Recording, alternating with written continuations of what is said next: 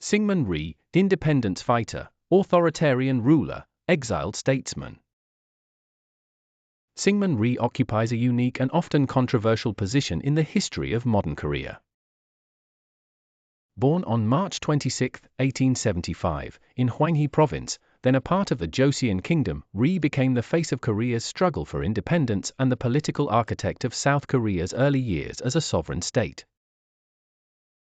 His life was marked by dramatic events, imprisonment for activism, exile abroad, pivotal leadership in the independence movement, and, eventually, an authoritarian presidency. While his political career ended in disgrace and exile, his role in shaping the Republic of Korea remains a topic of intense historical debate. Rhee's early years were shaped by his upbringing in a rural family of noble but modest means. His family traced their lineage to King Taejong of the Joseon dynasty, a connection that added an air of prestige to their otherwise humble circumstances. He was the third child in his family but the only surviving son, as his two elder brothers died in infancy. His birthplace, Daegyeng village in Pyeongsan County, was a small community where Confucian traditions governed daily life. This traditional environment influenced Rhee's initial education and worldview. However, the winds of change that swept across late 19th century Korea soon brought modern ideas and challenges to his doorstep. In 1877, when Rhee was 2 years old, his family relocated to Seoul. The move from rural Hwanghae to the bustling capital was a turning point in his formative years. In Seoul, Rhee received a traditional Confucian education, attending local Seodang, private village schools, in Nakdong and Dodong districts. He studied the Chinese classics, calligraphy, and other subjects central to the Joseon-era civil service examinations.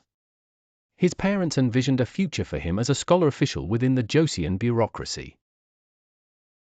However, a childhood bout of smallpox at the age of 6 altered the trajectory of his life. The illness left him nearly blind, a condition that persisted until he received treatment from a physician trained in Western medicine, an experience that profoundly influenced his perspective on modernization and the potential benefits of foreign ideas. By the mid-1890s, Rhee found himself at the intersection of two worlds, the waning Joseon dynasty, deeply rooted in Confucian tradition, and a Korea increasingly exposed to Western influences and modernization efforts. At the age of 19, he enrolled at the Peichai School, an American Methodist institution in Seoul that introduced students to a curriculum combining Western and Korean subjects.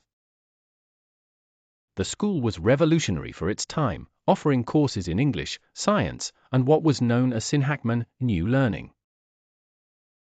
Under the tutelage of American missionaries, Rhee not only learned English but also converted to Christianity. His exposure to the religion's teachings of equality, justice, and individual freedom profoundly shaped his personal values and later political ideals. Rhee's years at Peichai School coincided with a period of great upheaval in Korea. The country was grappling with foreign interference, particularly from China, Japan, and Russia, all of whom sought to exert influence over the Korean peninsula. The signing of the Treaty of Gangwon in 1876 had opened Korea to Japanese trade, setting the stage for further encroachment on its sovereignty. By the time Rhee was a student, Japan's victory in the First Sino-Japanese War, 1894–1895, had shifted Korea from the Chinese sphere of influence to that of Japan. These developments were met with fierce resistance from reform-minded Koreans, who sought to modernize the country while preserving its independence. Rhee's academic achievements and growing political awareness soon brought him into contact with prominent reformers.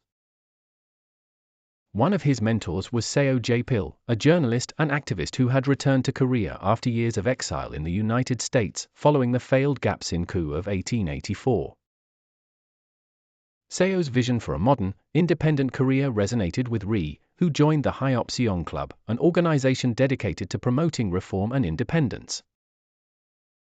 Through this association, Rhee became involved in publishing reformist newspapers such as Hyeopseong Hoibo and Mail Sinmun, where he contributed articles advocating for modernization, education, and national sovereignty. By the late 1890s, Rhee had established himself as a promising young intellectual and reformist. However, his growing political activism drew the attention of conservative elements within the government, who viewed him as a threat to the established order. In 1899, Rhee was implicated in a plot to overthrow King Gojong and reform the government. Although the evidence against him was circumstantial, it was sufficient for the authorities to arrest and imprison him. Rhee was sentenced to life imprisonment and incarcerated in Hansong Prison, a notorious facility where political prisoners were often subjected to harsh conditions and torture. Rhee's imprisonment marked a turning point in his life. Far from breaking his spirit, the experience strengthened his resolve and deepened his commitment to the cause of Korean independence. During his incarceration, Rhee turned to writing as a means of intellectual and emotional survival. He translated and compiled the Sino-Japanese War Record, wrote The Spirit of Independence, and compiled the New English, Korean Dictionary. These works reflected his belief in the power of education and intellectual engagement as tools for national empowerment. They also demonstrated his ability to synthesize traditional Korean values with modern ideas, a skill that would define his later political career. Rhee's time in prison was also marked by physical suffering. Accounts of his treatment include instances of torture, such as the lighting of oil-soaked paper pushed under his fingernails and the smashing of his fingers. Despite these brutalities, Rhee emerged from prison more determined than ever to fight for Korea's independence. His release in 1904, facilitated by the outbreak of the Russo-Japanese War and the intervention of sympathetic officials, set the stage for the next phase of his life, exile in the United States and a renewed commitment to the cause of liberation. In summary, the early years of Syngman Rhee's life were a crucible of hardship, intellectual growth, and political awakening. From his humble beginnings in rural Hwanghae Province to his emergence as a leading figure in the independence movement, Rhee's journey was shaped by the challenges and opportunities of a career in transition. His experiences in education, activism, and imprisonment not only prepared him for the trials ahead but also laid the foundation for his vision of a free and modern career. As he stepped onto the global stage, Rhee carried with him the hopes and aspirations of a nation yearning for self-determination, a responsibility that would define the rest of his life. Exile, education, and the seeds of international advocacy. Syngman Rhee's release from prison in 1904 came at a critical juncture in Korean history. The outbreak of the Russo-Japanese War, 1904 to 1905, signaled the beginning of Japan's overt assertion of dominance over Korea, a struggle that would culminate in Korea's annexation in 1910. For Rhee, freedom from incarceration did not equate to freedom from hardship. His status as a political activist made him a target of suspicion, and he faced significant constraints on his activities within Korea. Recognizing the limitations of operating within a colonized and increasingly surveilled homeland, Rhee made the pivotal decision to go abroad. This choice would profoundly influence his personal development and Korea's independence movement. In November 1904, Rhee embarked on a journey to the United States, facilitated by the efforts of Minute Younghwan and other sympathetic officials. This decision marked the beginning of a decades-long period of exile during which Rhee would transform from a local activist into an internationally recognized advocate for Korean independence. His initial destination was Washington, D.C., where he sought to gain the support of the United States government for Korea's sovereignty. Accompanied by Yoon Byung-gi, another Korean independence activist, Rhee met with U.S. President Theodore Roosevelt in 1905 during the peace talks in Portsmouth, New Hampshire, which were aimed at ending the Russo-Japanese War. Rhee's appeals for American intervention, however, fell on deaf ears. The Roosevelt administration prioritized its strategic relationship with Japan, as evidenced by the secretive Taft-Kotsura Agreement, which effectively recognized Japan's sphere of influence over Korea. Despite this setback, Rhee remained undeterred. He recognized that education and diplomacy were essential tools for his mission. Settling in the United States, Rhee began an academic journey that would distinguish him among his peers and bolster his credentials as a leader.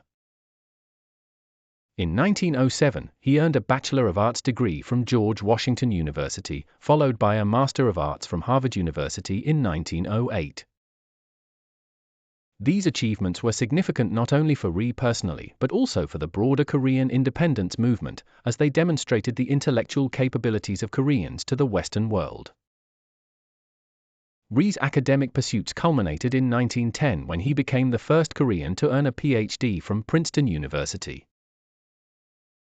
His doctoral dissertation, titled Neutrality as Influenced by the United States, reflected his deep interest in international law and diplomacy. In it, Rhee examined the role of neutrality in global conflicts and the ways in which U.S. policies had shaped this principle. The dissertation's focus on neutrality was particularly poignant, given Korea's vulnerable position as a small nation caught between the imperial ambitions of larger powers. While his academic achievements earned him respect in the United States, Rhee remained deeply committed to the Korean independence cause.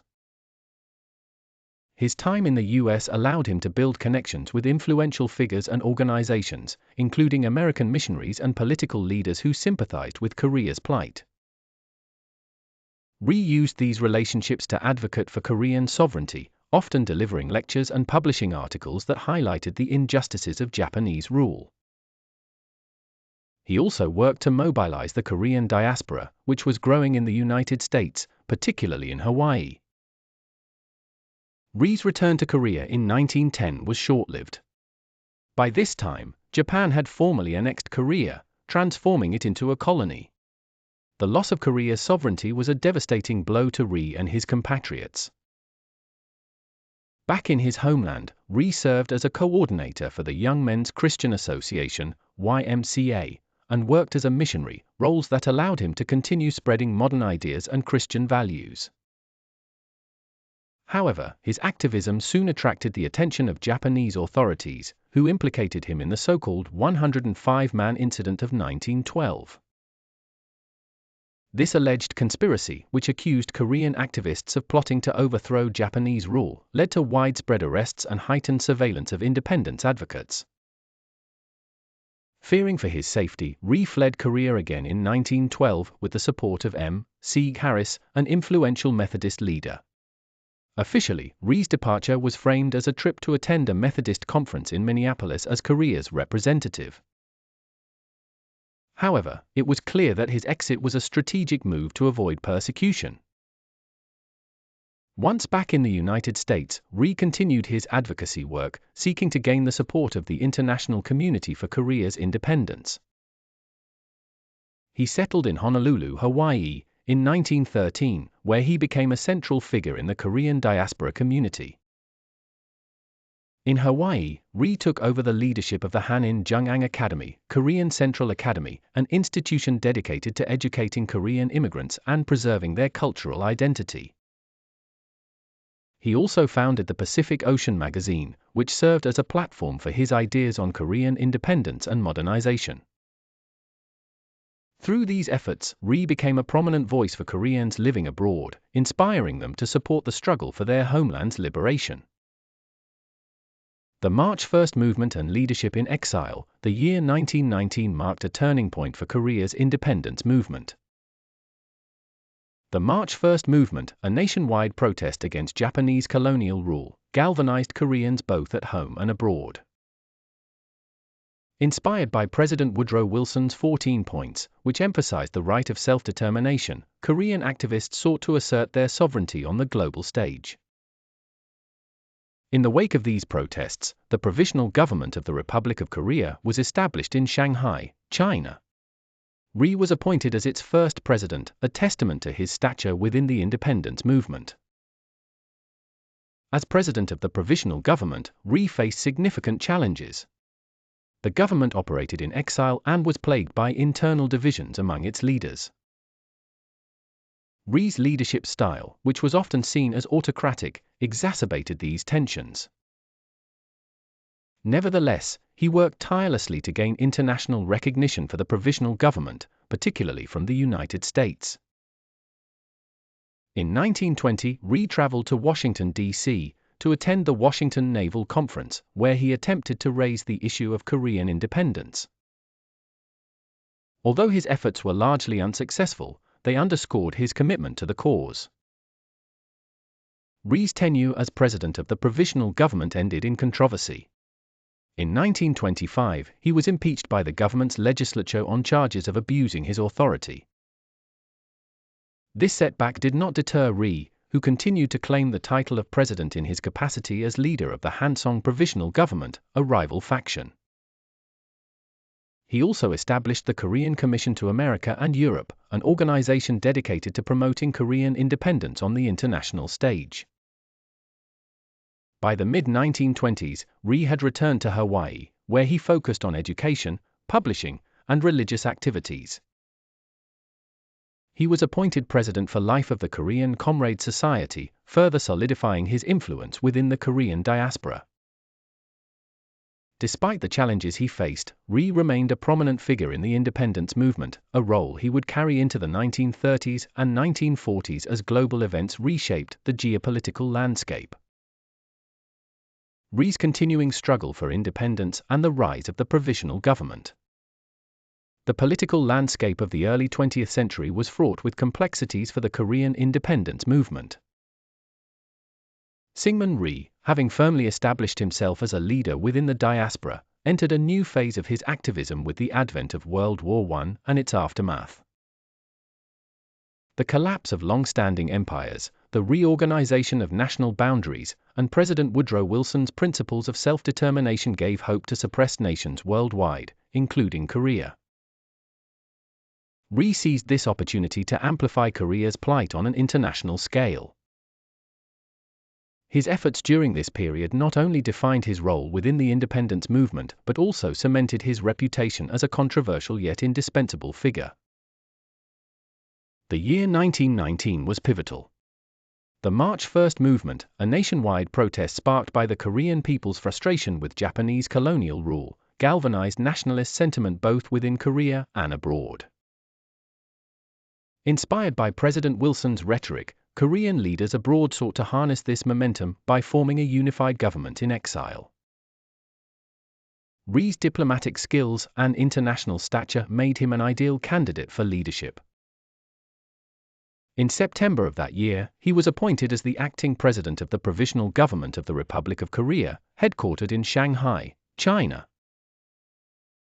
Leadership amidst internal struggles. While the Provisional Government represented a beacon of hope for Koreans, it was fraught with challenges.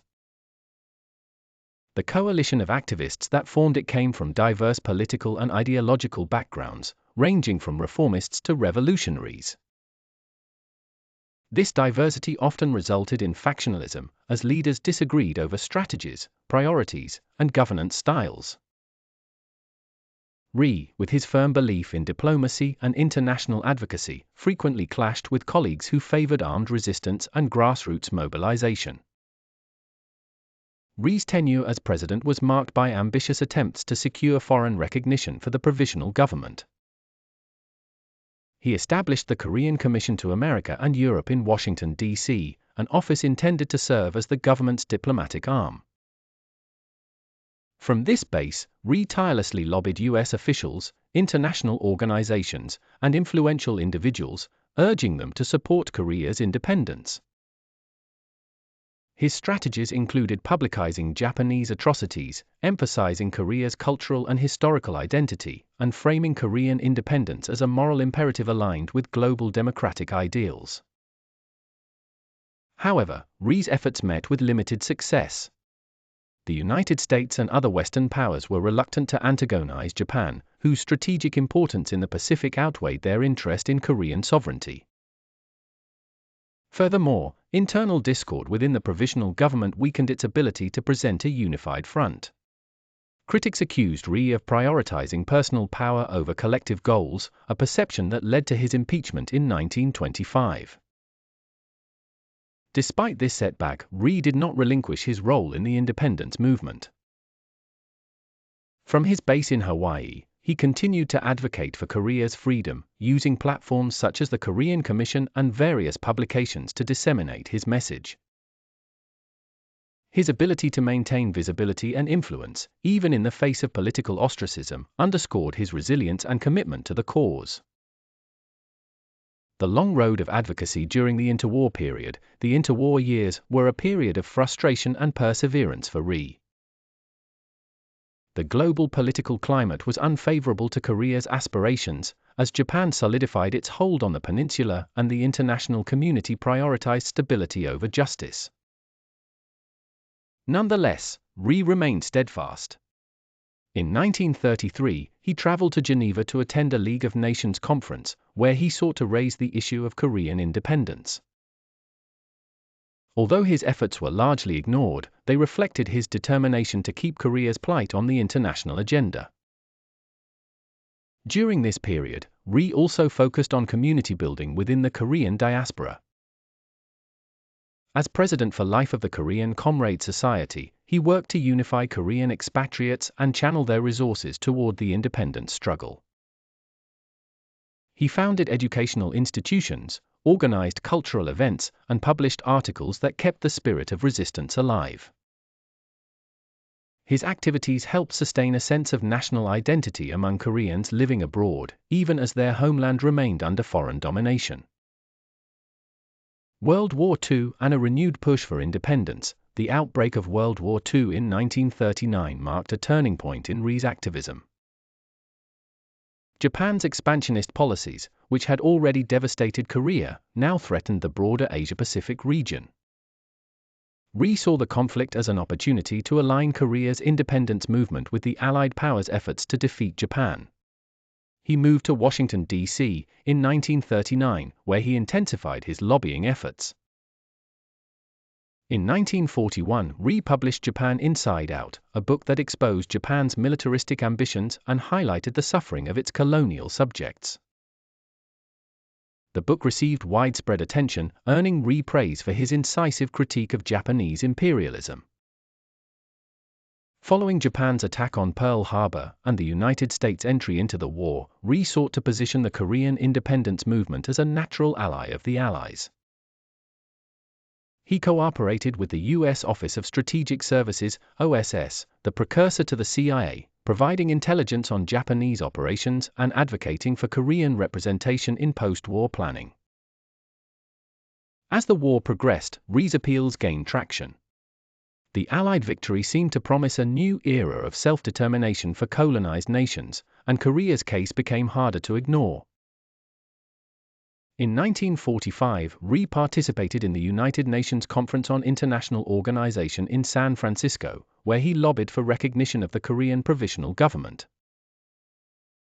Although his efforts did not result in immediate recognition, they set the stage for Korea's eventual liberation. Return to Korea and the foundation of a new nation, Japan's surrender on September 2, 1945, marked the end of its colonial rule over Korea, but the future of the peninsula was far from certain. The division of Korea along the 38th parallel by the Allied powers created two separate zones of occupation, with the Soviet Union controlling the north and the United States the south. This division, initially intended as a temporary measure, would soon harden into a permanent political and ideological divide. Rhee, now in his 70s, returned to Korea in October 1945 aboard a U.S. military aircraft. His arrival was greeted with a mix of hope and skepticism. For decades, Rhee had been a symbol of the independence struggle, but his long absence from Korea and his reputation for autocratic leadership raised questions about his suitability to lead a divided and fragile nation. Nonetheless, his fluent English, connections with U.S. officials, and anti-communist stance made him an attractive candidate for the American military government, which sought to establish a stable administration in the South. Upon his return, Rhee quickly positioned himself as a leading figure in South Korea's political landscape. He assumed multiple leadership roles, including president of the Independence Promotion Central Committee and chairman of the Korean People's Representative Democratic Legislature. His uncompromising opposition to communism and foreign intervention resonated with many South Koreans who feared the growing influence of the Soviet-backed regime in the north. As Korea prepared for independence, Rhee's prominence grew.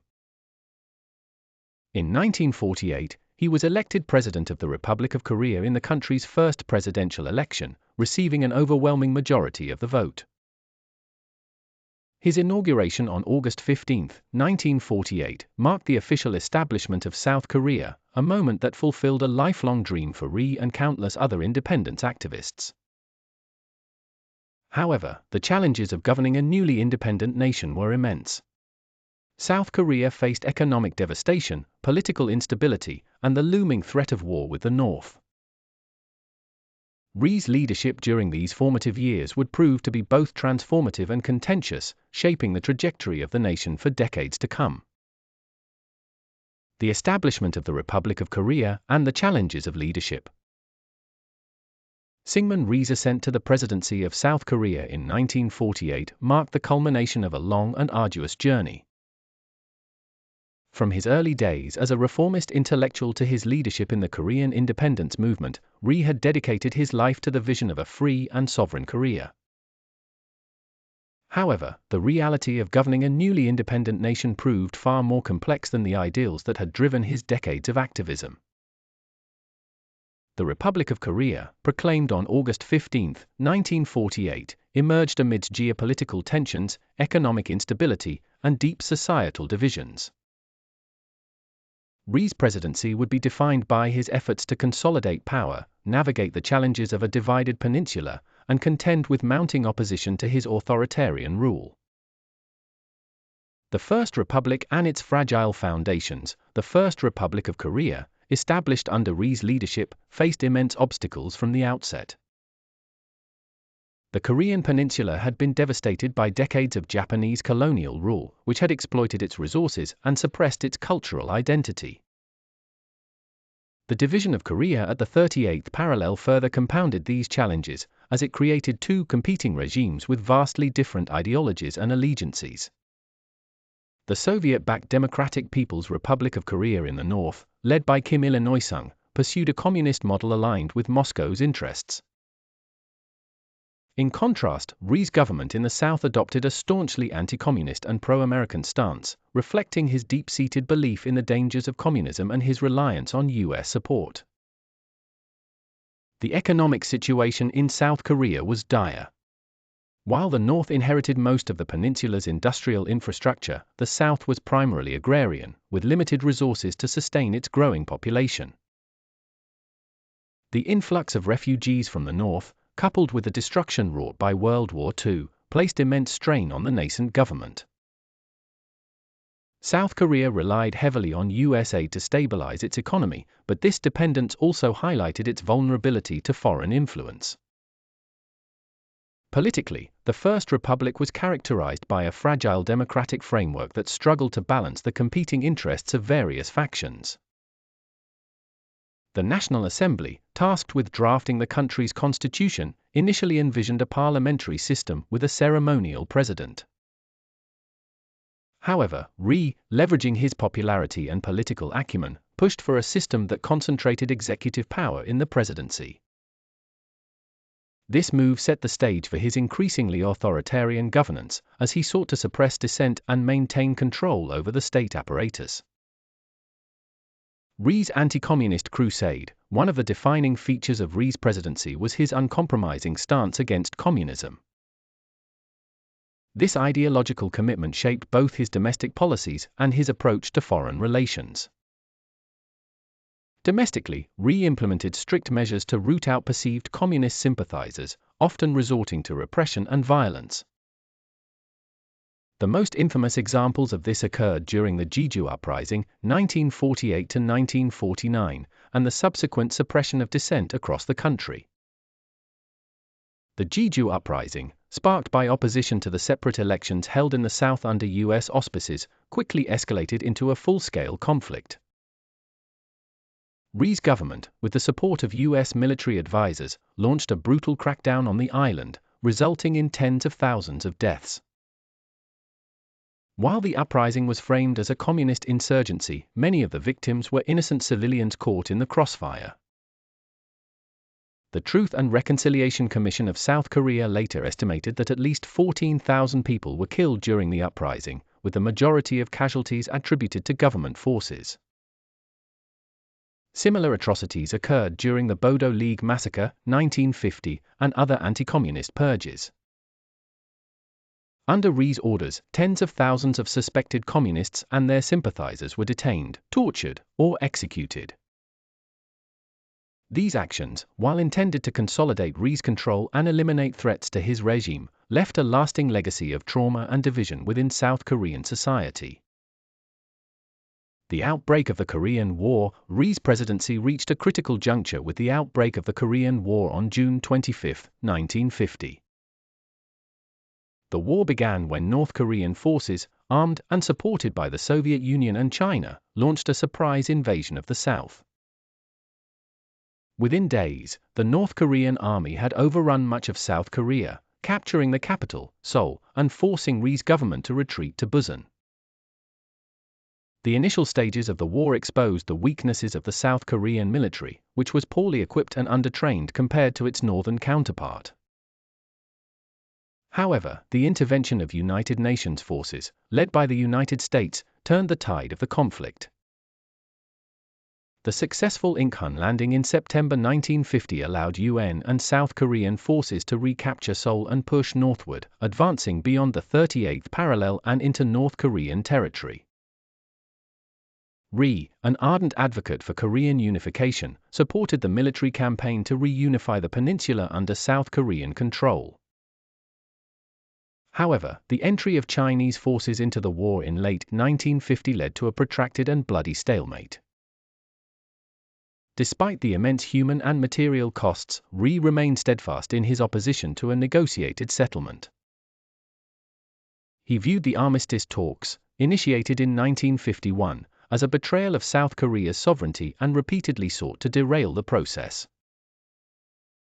In one of the most dramatic acts of defiance during the war, Rhee unilaterally ordered the release of 25,000 North Korean prisoners of war in June 1953. This move, intended to demonstrate his rejection of the armistice, infuriated both the United States and the Communist bloc.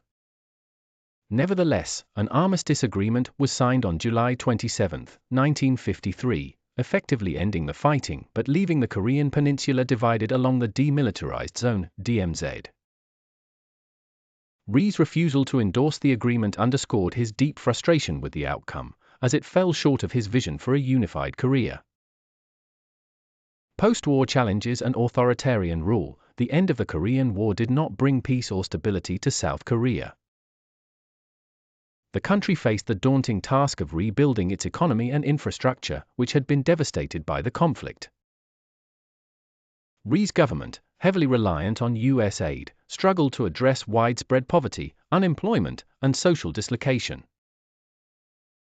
Corruption and inefficiency within the administration further undermined its efforts, leading to growing discontent among the population. Politically, Rhee continued to consolidate his power through increasingly authoritarian means. In 1952, facing the prospect of losing his position due to term limits, he engineered a constitutional amendment that allowed for direct presidential elections. This move, accompanied by the mass arrest of opposition politicians, ensured his re-election with 74% of the vote. Rhee's subsequent terms in office were characterized by the suppression of dissent, the manipulation of electoral processes, and the use of state resources to maintain his grip on power. Despite his authoritarian tendencies, Rhee retained the support of many South Koreans who viewed him as a symbol of resistance against communism and a defender of national sovereignty. His close relationship with the United States, which continued to provide economic and military support, further bolstered his position. However, the widening gap between Rhee's regime and the aspirations of the South Korean people would ultimately lead to his downfall. The post-war era, corruption, controversy, and the path to decline. The Korean War's conclusion in 1953 marked a new chapter for South Korea under Syngman Rhee's leadership. While the cessation of hostilities brought an end to active combat, it did little to resolve the deep divisions and challenges facing the country.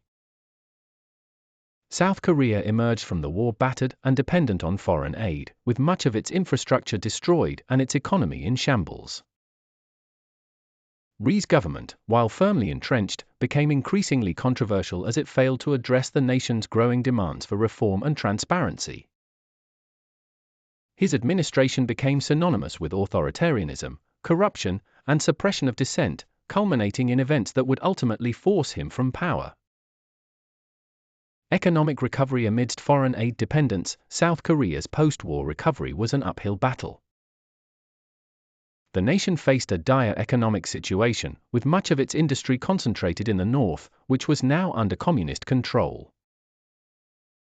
The war had further devastated agricultural production and infrastructure in the south, leaving millions homeless and struggling to survive. South Korea's population also swelled due to the influx of refugees from the north, creating additional pressure on already scarce resources.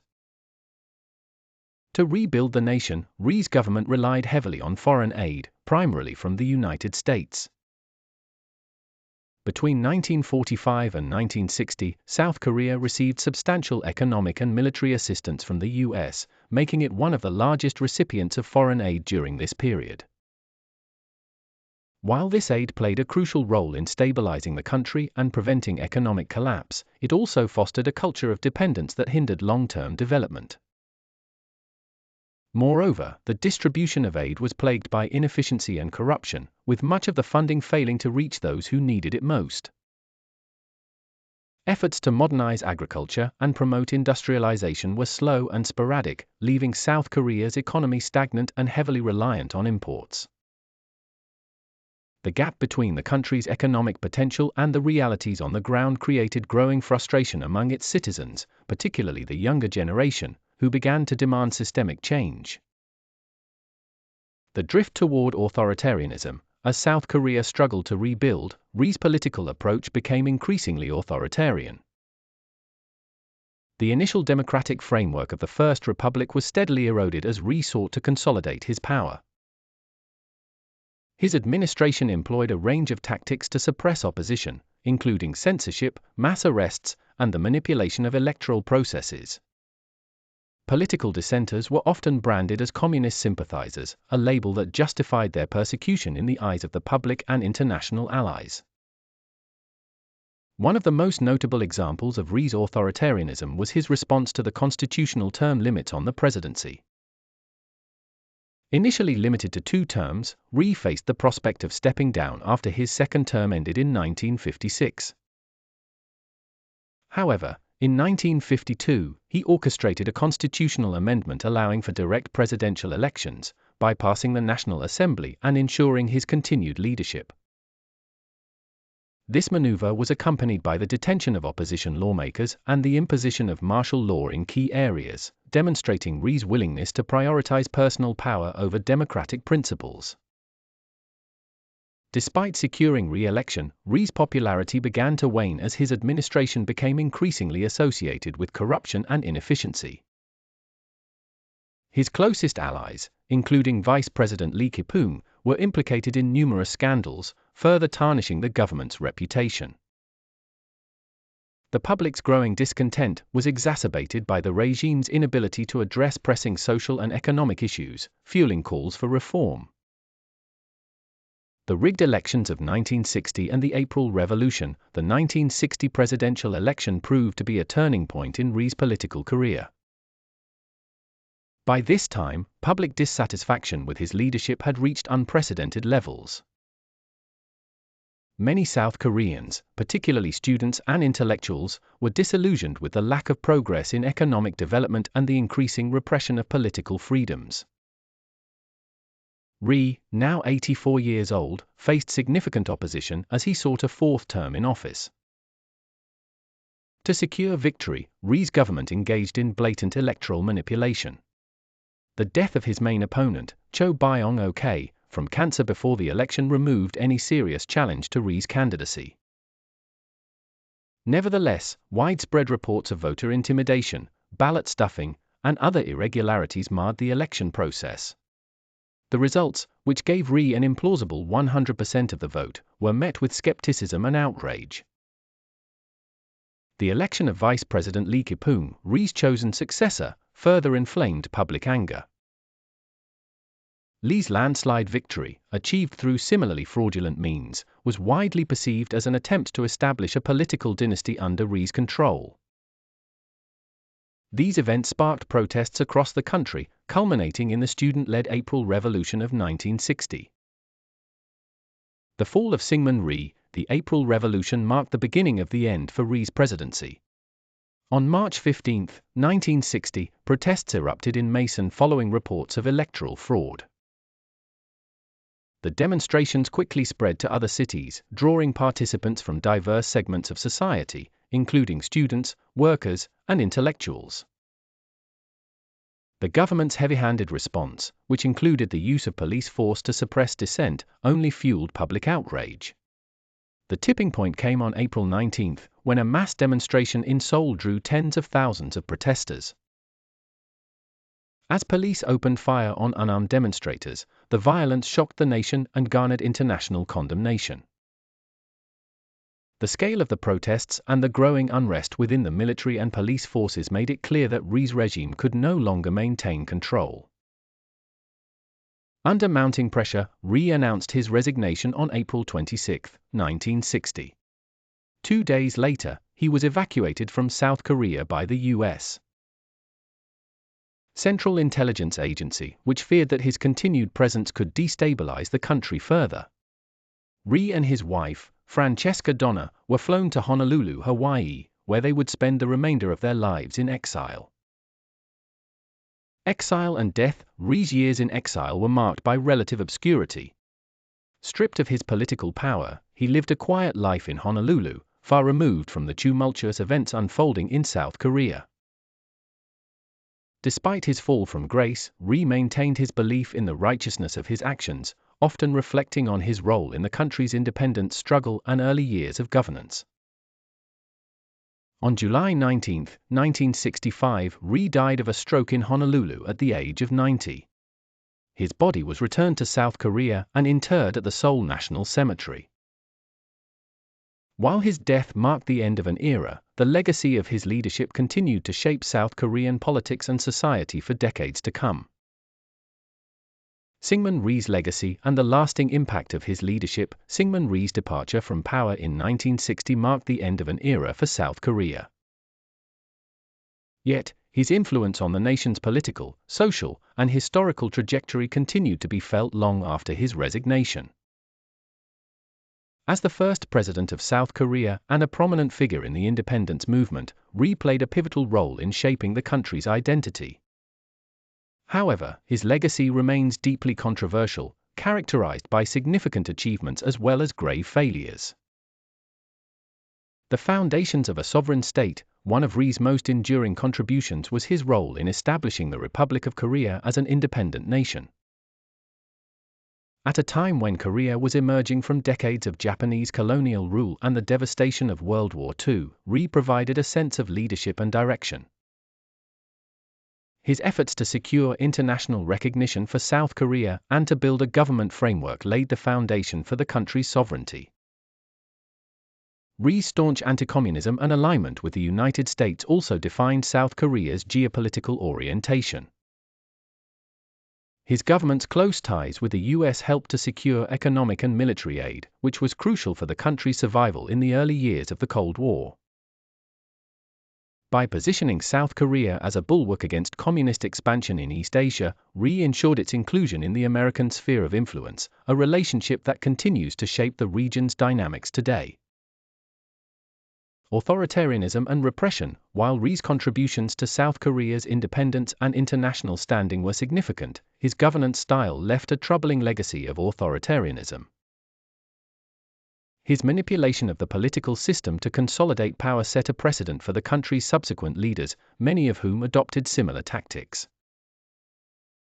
The use of state violence to suppress dissent, epitomized by events such as the Jeju Uprising and the Bodo League massacre, left deep scars on South Korean society and highlighted the dangers of unchecked executive authority. Rhee's approach to governance also exacerbated societal divisions. His administration's focus on rooting out perceived communist threats often targeted innocent civilians and marginalized groups, creating an atmosphere of fear and mistrust. These actions not only undermined the principles of democracy but also hindered efforts to foster national unity during a critical period of nation-building.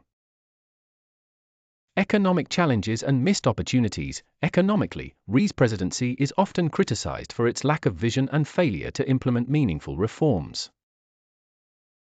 While the reliance on US aid provided short-term stability, it did little to address the structural issues facing South Korea. Corruption within Rhee's administration further hampered economic progress, as funds intended for development were frequently misappropriated. The post-war era presented opportunities for South Korea to embark on a path of modernization and industrialization, as seen in countries like Japan and Taiwan. However, Rhee's government lacked the central planning and strategic foresight necessary to capitalize on these opportunities. As a result, South Korea remained one of the poorest countries in the world during his tenure, with a stagnant economy that failed to meet the needs of its growing population. A polarizing historical figure, Rhee's legacy has been the subject of intense debate among historians, politicians, and the public. For some, he is celebrated as a founding father of modern South Korea, a visionary leader who dedicated his life to the country's independence and survival. His ability to navigate the complexities of international diplomacy and his unwavering commitment to anti-communism are often highlighted as key achievements. However, for others, Rhee is remembered as a divisive and authoritarian figure whose governance stifled democracy and perpetuated systemic corruption. His heavy-handed tactics and disregard for political dissent left a lasting impact on South Korea's political culture, contributing to the cycles of authoritarian rule that persisted until the late 20th century. Re-evaluation in the post-democratization era. The democratization of South Korea in the late 1980s prompted a re-evaluation of Rhee's legacy. The shift to a democratic system allowed for greater freedom of expression and a more nuanced discussion of historical figures.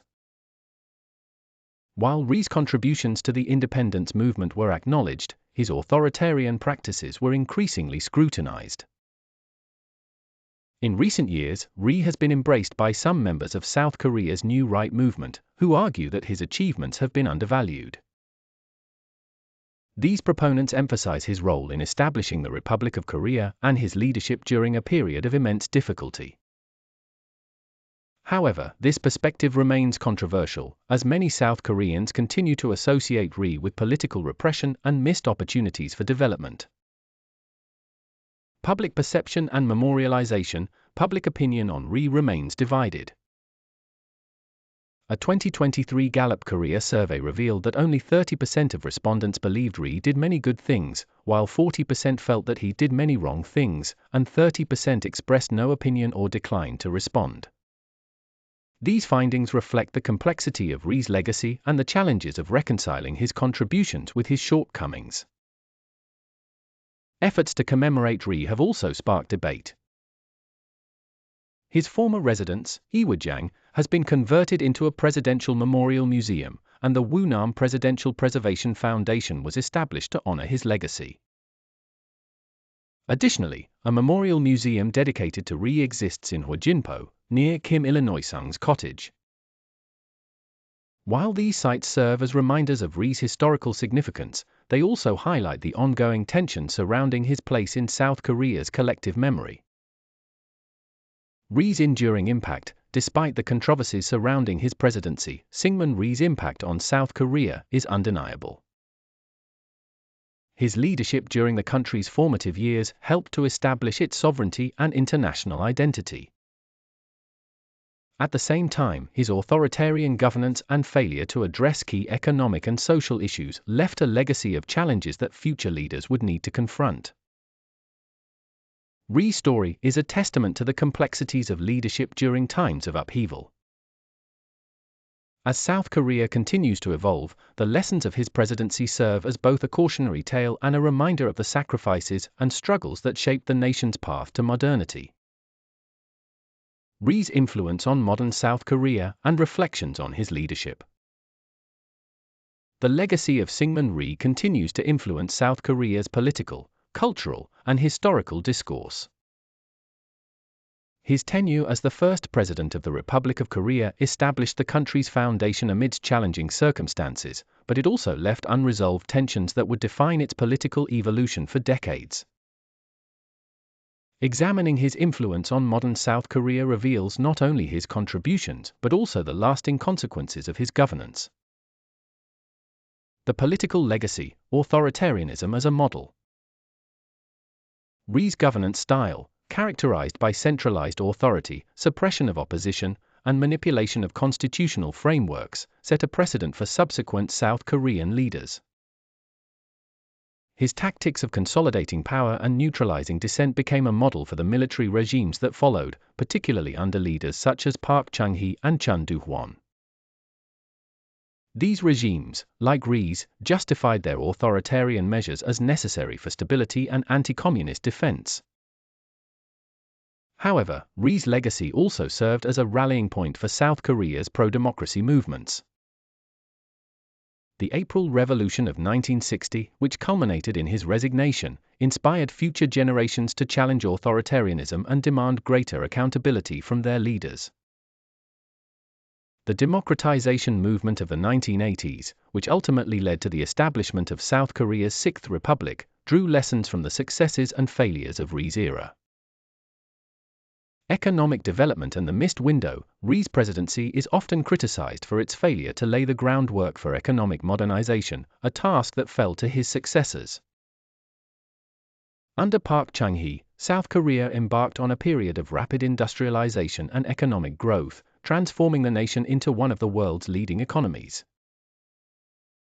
This achievement is frequently contrasted with the stagnation of Rhee's era, during which corruption and mismanagement hindered progress. Despite this criticism, Rhee's focus on anti-communism and alignment with the United States played a role in securing the economic aid that would later support development. His efforts to maintain South Korea's sovereignty and stability, though imperfect, ensured that the country could pursue modernization in subsequent decades. The social impact of repression and recovery. The authoritarianism of Rhee's government left deep scars on South Korean society. Events such as the Jeju Uprising and the Bodo League massacre remain painful reminders of the human cost of his policies. These atrocities, along with the widespread use of political repression, eroded trust in government institutions and created a legacy of trauma that continues to affect survivors and their families. In the years since Rhee's presidency, South Korea has made significant strides in addressing these historical injustices. The establishment of the Truth and Reconciliation Commission in the early 2000s marked an important step in uncovering the truth about state-sponsored violence and fostering reconciliation.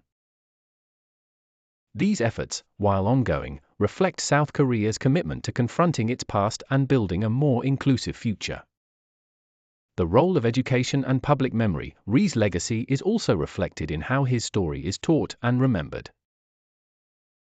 The portrayal of Rhee in South Korean history textbooks has evolved over time, influenced by political ideologies and societal attitudes.